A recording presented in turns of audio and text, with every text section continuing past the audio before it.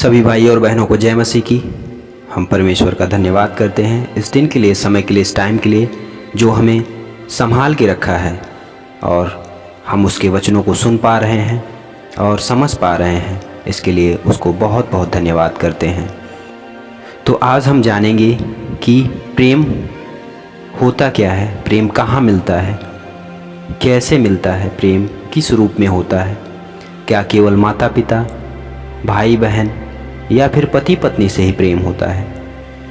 तो आज हम इस बात को जानेंगे कि प्रेम हमें कैसे मिलता है और कहाँ मिलता है, किसके द्वारा हमें प्रेम मिलता है। आज से 2000 साल पहले प्रभु यीशु मसीह परमेश्वर का पुत्र पृथ्वी पर क्यों आया, क्यों हमारे लिए कष्ट सहा, क्यों सूली पर चढ़ गया, क्या वजह थी इतना कष्ट सहने की। उसको चाहता तो किसी राजा महाराजा के यहाँ जन्म लेता और सबको हुक्म देता और दुष्ट को, जो तरह तरह के दुष्टता करते चले आ रहे हैं, उनको दंड देता। लेकिन उसने ऐसा नहीं किया क्योंकि वो दुष्ट, धर्मी और अधर्मी दोनों से प्रेम करता है, क्योंकि वो खुद अपने आप में एक प्रेम है और वो हमसे बहुत प्रेम करता है। वो हमारा प्रेमी पिता है, हमसे प्रेम करता है। क्या कोई पिता अपने पुत्र को दंड देना चाहेगा? नहीं, कभी नहीं, क्योंकि हम अपने बच्चों से प्रेम करते हैं। तो हम क्यों उसे दंड देंगे, बल्कि उसे समझाएंगे। उसी तरह हमारा परमपिता परमेश्वर हमसे इतना प्रेम करता है कि उसने हम लोगों को बचाने के लिए अपना इकलौता पुत्र प्रभु यीशु मसीह को पृथ्वी पर भेज दिया, ताकि जो कोई उस पर विश्वास करे नाश ना हो परंतु अनंत जीवन पाए।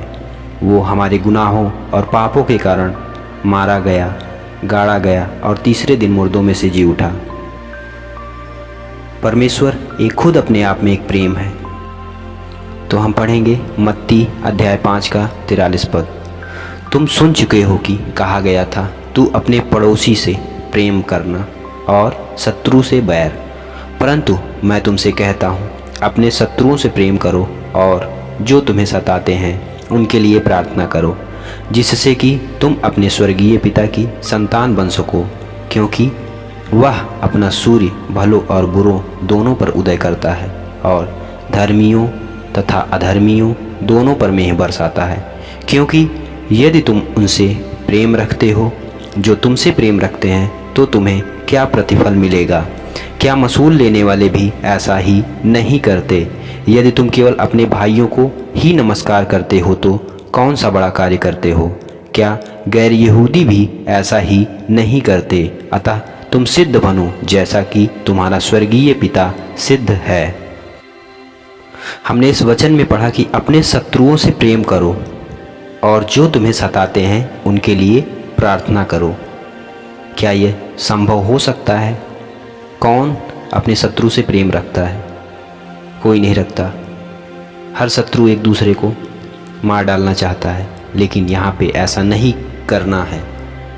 यहाँ पे हमें अपने शत्रुओं से भी प्रेम रखना है और जो हमें सताते हैं उनके लिए हमें प्रार्थना करनी है, परमेश्वर से बताना है, उनसे विनती करना है, जिससे कि तुम अपने स्वर्गीय पिता की संतान बन सको, जैसे प्रभु यीशु मसीह ने किया। उसको लोग तरह तरह के दोष लगाए, बोले, लेकिन कोई उसमें दोष नहीं पाए। और उसे जब क्रूस पे चढ़ाने लगे तब भी उसने लोगों से प्रेम किया और लोगों के लिए प्रार्थना की कि हे परमेश्वर, ये अनजान है, ये नहीं जानते कि ये क्या कर रहे हैं, इन्हें क्षमा कर दे। उसने अपने पिता से प्रार्थना की। तो हमें किसी को दंड देने का अधिकार नहीं है, हम किसी को दंड नहीं दे सकते। हम एक दूसरे से प्रेम रखें, क्योंकि इसमें परमेश्वर की महिमा होती है और शैतान जो है वो दूर होता है। अगर हम एक दूसरे से लड़ाई झगड़ा करते रहेंगे तो शैतानी प्रवृत्ति बनी रहेगी और शैतान हमेशा प्रकट रहेगा, वो दूर नहीं हो पाएगा और हम परमेश्वर से नाता नहीं जोड़ पाएंगे अपना। तो हमें सबसे प्रेम रखना है। शैतान ही क्रोध का कारण है हमारे जीवन में। और यदि आप आत्मा के अनुसार चलते हैं तो आपके अंदर कभी ईर्ष्या, क्रोध, घमंड उत्पन्न नहीं होगा। हमेशा प्रेम ही रहेगा, क्योंकि आत्मा और परमेश्वर का नाता जुड़ जाएगा और शैतान का नाता टूट जाएगा।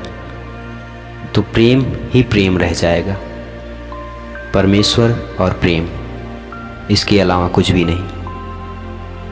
तब हमें शांति, सुख का अनुभव होगा। अन्यथा हम सुख और शांति का अनुभव कभी नहीं कर सकते हैं, चाहे कितना भी धन संपत्ति इकट्ठा क्यों न कर लें, हम कभी सुख और शांति प्राप्त नहीं कर सकते। अगर हमारे जीवन में शांति नहीं है तो हमारा जीवन बेकार है। तो हम परमेश्वर के बताए हुए रास्ते पे चलें, उसके वचनों पे चलें और संकट के समय उसके वचनों को याद करें, उसके वचनों को पढ़ें, तब हम समस्या से निकल पाएंगे। अन्यथा हम नहीं निकल सकते। हमें वचन नहीं पता है तो हम उस समस्या से नहीं निकल सकते हैं, क्योंकि संकट के समय में ही वचन हमें वहाँ से निकालता है। हम परमेश्वर का धन्यवाद करते हैं इस दिन के लिए, इस समय के लिए, इस टाइम के लिए, और उसकी महिमा, उसके राज्य की खोज में लगे रहें, क्योंकि परमेश्वर का वचन कहता है, तू मेरे धर्म और राज्य की खोज कर, संसार की वस्तुएं तुम्हें प्राप्त हो जाएंगी। तो हम क्यों परेशान हो, क्यों चिंतित हो, क्यों दुखी हो? हम परमेश्वर के धर्म और राज्य की खोज करें, हमें सारी सुख और शांति जरूर मिलेगी। सभी भाइयों और बहनों को जय मसीह की।